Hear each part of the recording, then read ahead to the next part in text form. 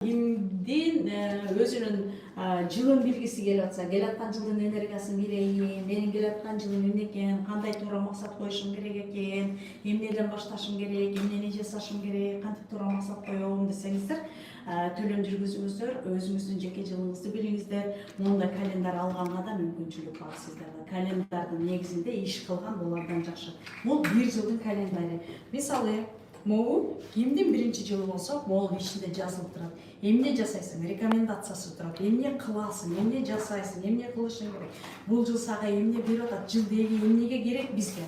Билесиңер, жыл санак, ай санак деген биз айдын айга тууралап кыргыздар, айдын 15-чи арак, 15-и карама дейбиз. Мына могул жерде карай турган болсок, эмне үчүн бизге календар керек? Календарды эмнеге колдонобуз? Благоприятный, неблагоприятный күндөр берилет да. Жеке күнүм же болбосо личный год, личный жеке күнүм, же болбосо общий день деп берилет да.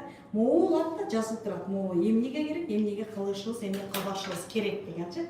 Ушуну билип алыңыздар. Муну колдонгонго, бул дисциплинага келгенге, планированияга, туура максат коюуга, максаттуу иш кылганга могу календар абдан керек, маанилүү. Анан бул жерде эмне деп атат?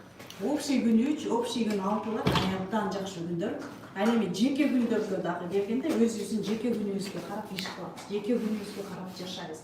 Ошон үчүн календар келаткан жылын кандай иштейт экен, кайсы жыл экенин айтып бериңиздер десеңиздер, 600 сом төлөм жүргүзүңүздөр дагы 700 01 01 81 номерге жазыңыз.